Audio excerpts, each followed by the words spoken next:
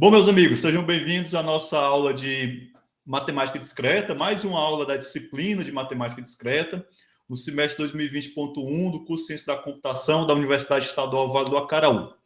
Bem, nosso assunto hoje é um assunto muito interessante, chamado métodos de demonstração. Nesse conteúdo, nessa etapa da disciplina, vocês serão apresentados a 3 métodos de demonstração, a saber, o método de demonstração direta, demonstração por contraposição e a demonstração por contradição, também conhecido como por redução ao absurdo, que a ideia é semelhante àquela que vocês viram lá na disciplina de lógica matemática, certo? Lembrando que, posteriormente, mais adiante na disciplina, vocês serão apresentados ao método de demonstração muito poderoso, chamado demonstração por indução matemática. Mas isso é um assunto para unidades futuras, certo? Quero lembrar a todos que vocês devem registrar a presença de vocês aí no chat, respondendo presente, né? Ok? Não esqueçam de fazer isso, para que eu possa registrar a frequência de vocês também lá nas minhas planilhas, certo? Turma, um outro ponto importante que eu preciso falar para vocês hoje é que, com esse assunto, métodos de demonstração, nós encerramos a primeira unidade de conhecimento. A partir da próxima semana, você já tem uma outra unidade de conhecimento, que será a unidade em que estudaremos o chamado pensamento relacional, certo? Nós encerramos agora o pensamento lógico, que foi basicamente uma revisão da disciplina de lógica e matemática, vista por vocês no primeiro período do curso, ou seja, no período passado, certo? E agora a gente vai avançar um pouco na disciplina, certo? Lembrando também, já coloquei lá no sistema acadêmico um PDF da primeira tarefa que vocês devem fazer. Eu sugiro que vocês façam essa tarefa em dupla. Essa tarefa já é uma das 6 tarefas que vocês precisarão fazer ao longo do semestre. Essas tarefas irão compor a nota de AP2 de vocês, né? Então, lembre-se que cada tarefa dessa vai valer uma nota, vai valer 1/6 da nota de AP2 de vocês, certo? Então, tudo junto vai ser a nota de AP2. Já coloquei lá no sistema a tarefa, ela vai abrir amanhã, a partir das 8, né? O tempo já vai contar, ou seja, a partir de amanhã, às 8 da manhã, você já pode acessar no sistema acadêmico uma explicaçãozinha sobre a tarefa. Eu acho que já dá para acessar, só não dá para enviar o arquivo. O arquivo de resposta da tarefa, né, deverá ser enviado via sistema acadêmico, como eu havia combinado com vocês no primeiro dia dessa nossa disciplina, primeiro dia de aula. Para quem não está lembrado, favor assistir no canal o vídeo da primeira aula desse semestre, tá certo? Bom, gente, deixa eu compartilhar aqui uma tela com vocês para a gente começar os comentários do nosso quiz de hoje, certo? Esse quiz, ele, assim como os outros, ele tem 10 questões, né? No semestre passado, os quizzes tinham no máximo 6 questões, agora nesse semestre eu estou fazendo uma reformulada neles, né? E por isso eles estão maiores. Bom, gente, primeira pergunta, uma pergunta muito interessante. Ele diz o seguinte: a estrutura básica da demonstração direta, em que A é a hipótese e C a conclusão, é. Então, nós temos a demonstração direta, assim como a demonstração por contraposição e a demonstração tudo ou por contradição, elas estão classificadas no rol das chamadas, certo? Foge um pouco ao escopo do nosso curso de matemática discreta apresentar outros meios, outros métodos de demonstração. Mas eu posso fornecer para vocês alguma bibliografia para vocês conhecerem outros métodos de demonstração. Bom, essa primeira pergunta, estou vendo aí que todo mundo acertou, né? Então, uma demonstração direta, ela começa com a hipótese, né? Então, a gente parte da hipótese, a gente vai desenvolvendo argumentos auxiliares ou argumentos intermediários, no caso, B1, B2 até Bn, e culmina, né? Então, termina na conclusão, certo? Um erro que é muito comum, quem está começando a estudar métodos de demonstração, que é um erro muito comum que se comete, é utilizar a conclusão como um argumento auxiliar, certo? Então, vocês têm que ter muito cometer este erro, certo? Então, a conclusão, ela não deve né, durante o desenvolvimento de uma demonstração direta, certo? Hoje eu vou, no segundo tempo da aula, eu vou resolver para vocês, vou apresentar, na verdade, as minhas respostas da lista de exercício que foi passado na semana passada, que é sobre esse assunto, e aí eu gostaria que vocês prestassem muita atenção, principalmente aqueles que não conseguiram resolver a lista. Quem tiver feito alguma questão da lista, será muito interessante comparar a minha resposta com a sua. Mas isso daí a gente vê no próximo tempo, depois do intervalo. Bom, gente, então aqui, beleza. Essa segunda opção estava errada porque simplesmente eu troquei a posição da conclusão e da hipótese. Nesse caso aqui, o que é que nós teríamos? Nós teríamos não seria uma demonstração, mas seria o quê? A recíproca de uma condicional. Vocês devem lembrar que a gente comentou sobre isso, inclusive na aula de revisão de lógica matemática, que uma condicional ela tem como equivalente a contraposição, né? Que é a negação do consequente, né? E a negação do antecedente, só que a gente troca eles de posição e a gente tem um equivalente a uma condicional normal. A recíproca é nada mais, nada menos do que você pegar o antecedente e colocar no lugar do consequente e o consequente no lugar do antecedente, né? Sem negá-los. Né? Porque no momento que você nega-os, aí você transforma essa condicional numa contrapositiva. Beleza? Mas a gente vai falar sobre método prova por contraposição e isso vai ficar mais claro para vocês. Uma boa maneira de começar uma demonstração direta é seja P e suponha X um elemento domínio. Qual é o erro aqui? O erro aqui está no seguinte, né? No vídeo de pré-aula e também na gravação das aulas do semestre passado, eu mostrei para vocês que o nosso autor, ele nos sugere um pequeno esquema, né, para facilitar esse momento de você construir a sua demonstração. No caso, a demonstração direta. Você começa falando dos elementos que você tem, no caso, a parte seja. Então, a gente, na parte seja, nós dizemos quais seja X, ou seja X, Y, Z, elementos de um determinado domínio, ou seja, a gente estabelece o domínio sobre o qual a gente vai construir a demonstração, e a gente supõe uma determinada propriedade. Nesse caso aqui, a sentença está trocada, né? Eu coloquei primeiro a propriedade, ou seja, o PX, né? Seria uma propriedade P qualquer, que X satisfaz P, né? E aí você lembra das aulas de lógica de predicados, que isso tem tudo a ver, e suponha o elemento domínio, né? Quando, na verdade, é o contrário. Vi que algumas pessoas se confundiram, né? 4 estudantes, mas a maioria acertou, beleza, parabéns a quem acertou. Mas acho que nunca mais vai errar esse tipo de questão, certo? Certas demonstrações que envolvem definições e fórmulas algébricas podem seguir o seguinte esquema. Então, nas demonstrações que nós vamos fazer no segundo tempo, né, que eu vou apresentar para vocês as minhas respostas, todas elas, se não me falha a memória, são demonstrações que vão envolver alguma manipulação algébrica, né? E aí, nesse caso, o que é que a gente faz? A gente começa pela sentença dada, a gente usa a fórmula algébrica dada, a gente sugere uma nova fórmula e, finalmente, a gente chega na sentença a demonstrar. Ou seja, o último esquema, né, a última sequência de esquema que a gente colocou aqui e boa parte da turma, a maioria, na verdade, acertou. Parabéns aos 7 que acertaram, certo? Então, lembre-se disso. Quando você for construir uma demonstração, né, a demonstração é um exercício intelectual, é um exercício de pensamento. Então, geralmente, as primeiras demonstrações que vocês vão escrever, vocês vão ter muita dificuldade, né? A maioria de vocês, talvez alguns não, mas a maioria terá. Não é preciso se desesperar com relação a isso. Isso é super natural.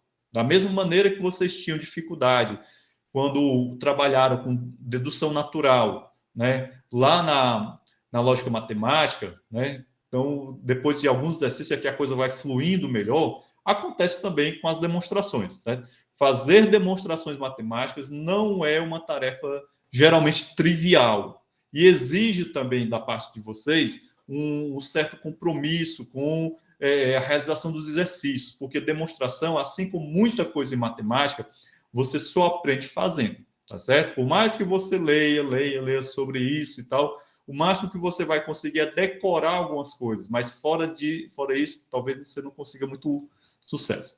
Vamos adiante. Pronto, a demonstração por contraposição. A demonstração por contraposição consiste em não que condicional não P, em que P é a hipótese e que é a conclusão da sentença a ser provada originalmente. Totalmente correto, certo? Totalmente correta. Vejam bem, ela deve ter quebrado aqui o José Vitor, porque ele deve ter se confundido um pouco, né? Porque é o seguinte, na demonstração por contraposição, a gente troca de lugar o antecedente e o consequente da condicional. Não esqueçam que quando a gente está falando de demonstrações diretas, o antecedente é a hipótese, né? A hipótese que a gente supõe verdadeira, e o consequente é a conclusão que a gente espera provar, certo? Então, ponham isso na cabeça de vocês. Demonstração direta, né? Demonstração direta, eu tenho a hipótese, que eu assumo como sendo verdadeira, e eu vou partir dessa hipótese, e aí vou desenvolver um conjunto de argumentos auxiliares até chegar na conclusão, certo? A conclusão, ela é dada no enunciado do problema, é dada no enunciado daquilo que a gente quer provar. No segundo tempo, eu acho que vocês vão entender com perfeição isso tudo que eu estou dizendo, certo? Quem ainda não entendeu, vai entender. E quem já entendeu, vai entender mais ainda, certo? Então, quando eu faço uma demonstração por contraposição, o que é que eu preciso fazer? Eu preciso negar o antecedente e negar o consequente e colocar eles em posições inversas. Ou seja, se eu ia partir da hipótese para chegar na conclusão, na demonstração por contraposição, eu parto da conclusão negada para chegar na hipótese igualmente negada. No frigir dos ovos, como elas são equivalentes, né, a condicional e a sua contrapositiva, no frigir dos ovos, eu chegarei no mesmo lugar, certo? Porque elas são equivalentes, beleza? Entendido? Mas no segundo tempo vocês vão entender bem legalzinho, e eu garanto a vocês, certo? Se preocupa não, João, tu vai entender legal, tá bom? Próxima pergunta. Uma demonstração por contradição, ela consiste em a gente supõe a negação da sentença que seja verdadeira, certo? Então, a demonstração por contradição, a essência dela é somente isso, a essência dela é isso. Ou José, desculpa, eu te chamei de João, né? Foi mal, tudo bem, não tem problema não. É perdoável. A idade, né? A idade já faz isso com a gente. Então, vamos voltar aqui para a questão. Então, vejam bem. Quando eu vou construir uma demonstração por contradição, o que é que eu vou fazer? Eu vou assumir que aquilo que eu estou tentando negar, tentando provar, não é verdadeiro, é falso, certo? Aí o que é que vai acontecer? No meio do caminho, né? No decorrer do desenvolvimento do argumento, eu vou encontrar uma contradição, certo? Essa contradição é que vai me garantir que aquilo que foi dito originalmente é verdadeiro, certo? Então, basicamente é isso. A ideia fundamental de uma demonstração por contradição é somente isso. Você tem uma sentença a ser provada, certo? Você quer provar que essa sentença é verdadeira, mas aí você começa dizendo que a sentença é falsa. Como você começa dizendo que a sentença é falsa, você vai avançando. Só que lá num determinado ponto, você vai encontrar uma contradição. E aí, fit lux. Significa que aquela sentença que inicialmente, né, você supunha ser verdadeira, ela realmente é verdadeira. Correto? Entendido? Bom, vamos adiante. Uma regra prática para iniciar a construção de uma demonstração por contraposição de uma sentença em que Px é o antecedente, né, ou seja, é uma propriedade que x satisfaz, né, uma propriedade P que x satisfaz, e que x é o consequente, consiste nos seguintes elementos. Né? Então, nesse caso aqui, você tinha que assinalar quais eram os elementos do esquema básico da demonstração por contraposição. Né? Então, os elementos eram só esses dois. Seja x um elemento do domínio e suponha a negação de Q. Né? Então, essa questão ela já tinha sido, de certa maneira, respondida anteriormente, né? Quando eu comentei sobre a demonstração por contraposição. Né? A negação de x. Por que a negação de x está completamente errada? Porque o x é um elemento domínio. Então, não tem como você negar esse elemento domínio. Você nega as propriedades, certo? Vamos ver aqui. Seja QX um elemento domínio. Está errado também por quê? Porque QX é uma propriedade que x deve satisfazer. Uma propriedade de quê? Certo? Então, aí eu misturei a história, né? Essas duas você já poderia eliminar de cara, né? Porque não faz sentido. Eu simplesmente coloquei uma coisa que não faz sentido. Bom, essa última aqui, que ninguém assinalou, graças a Deus, supõe a negação de P, ela poderia confundir vocês. Porque eu posso negar o P é uma propriedade, eu posso negar, tá certo? Então, falei para vocês quais seriam os equívocos, né? Então, estou vendo aqui que 7 pessoas acertaram, né? 14 ao todo. Como essa é uma questão de múltipla escolha, talvez alguns de vocês tenha assinalado um item correto e um item incorreto. Aí, quando eu for lançar a nota de vocês na minha planilha, eu vou ter que analisar um a um como é que cada um de vocês respondeu essa questão. Ou seja, essa questão não tem como você perder. Aliás, tem como você perder ela completa. Se você não tiver assinalado nenhuma dessas daqui, certo? Você perdeu ela por completo. Se você tiver assinalado uma dessas duas, que é verdadeira, mas tiver assinalado outra que não é, então você vai ganhar uma fração do ponto dessa questão. Essa questão vale 1 ponto, né? Se você tiver assinalado as duas e mais uma incorreta, aí também você não vai ganhar a questão completa, porque você assinalou uma que não era para assinalar. E por aí vai. Então, eu tenho um certo trabalho para analisar isso daqui, beleza? Vamos adiante. Mais uma questão no mesmo sentido. As ciências podem ser classificadas em... Nesse item aqui, eu tirei de uma das gravações das aulas do semestre passado. Então, eu posso ter ciências empíricas e ciências formais. No caso da matemática, ela é uma ciência formal. Uma ciência empírica, como, por exemplo, é a física, né? Então, é uma ciência que a gente utiliza experimentos, certo? Vamos aqui. O princípio da razão suficiente também tirei de uma das gravações de aulas. Diz que, em ciência, todo enunciado deve ser justificado. Sendo assim, aliás, assim sendo, numa ciência como a física, aplicamos esse princípio através da experimentação. Perfeito. Então, o princípio da razão suficiente é um princípio que a gente pode dizer assim, que constitui uma parte filosófica, né, de como você enxerga a ciência. Então, já seria a gente estaria falando um pouco sobre filosofia da ciência. E como é um princípio, é algo que você deve respeitar muito. Então, você parte daquele princípio ali. No caso, como ele está dizendo aí, a física é uma ciência em que a gente prova, né, através do experimento. Como a matemática não tem experimento, a gente utiliza o quê? As demonstrações. Certo? Lembre-se, a matemática não é empírica, a matemática é formal, tá bom? Vamos aqui. Quanto aos enunciados, podemos classificá-los em 2 grandes grupos, verdadeiros ou falsos. Com relação aos enunciados verdadeiros, podemos ainda subdividi-los em justificados e não justificados. São enunciados verdadeiros e justificados. As proposições, né? E os lemas. Aqui também eu tirei de uma das gravações de aulas, certo?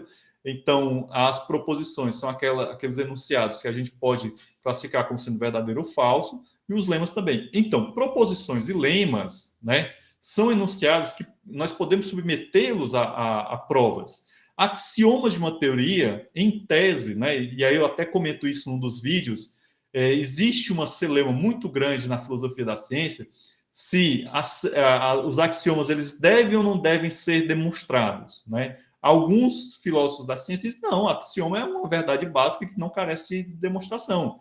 Já outros defendem uma outra corrente. Não, peraí, axioma precisa ser demonstrado. Enfim, é uma questão que ainda gera muita celeuma dentro do campo da filosofia da ciência. Na matemática em si, né, há basicamente um consenso de que axiomas são verdades básicas e tchau e bênção, certo? Bom, essa opção básicos aqui assim, foi uma opção mesmo só para cumprir tabela, certo? Vamos aqui, o João Davi. Pois é, inicialmente, João, eu ia colocar apenas 10 minutos para vocês responderem esse quiz. Mas aí eu pensei que tinha algumas questões que vocês iam precisar ler e reler para poder entender bem a questão. Eu disse, não, vou dar mais 5 minutos, porque senão a galera não vai conseguir nem terminar de ler os enunciados do quiz, tá certo?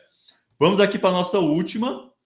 é uma prova que usamos para testar determinada propriedade em um conjunto finito e que possui poucos elementos. Isso daqui é uma definição da chamada prova por exaustão, né? Então, se eu tenho aqui uma determinada sentença, né? E essa sentença, ela se refere a um conjunto de 10 elementos. Eu posso testar cada um desses 10 elementos. Se essa é uma sentença quantificada universalmente e está dizendo que ela é válida para aqueles 10 elementos, eu posso fazer uma prova por exaustão. Algumas provas por exaustão podem ser feitas através de software. Né? Você desenvolve um algoritmo, faz um programinha ali, aí submete ali uma massa de dados, 1.000, 1.000.000 e tal, e beleza. Só que aí não dá para você utilizar esse tipo de prova em conjuntos infinitos. Né? E aí que vem a história da demonstração. Beleza? Gente, mas no geral, eu estava vendo aqui, né, no relatóriozinho que ele coloca, no geral, as respostas que vocês deram, né, o nível de acerto foi bom, né? Significa que vocês estão prestando atenção nos vídeos e tal, né? Continuem assim, tá bom?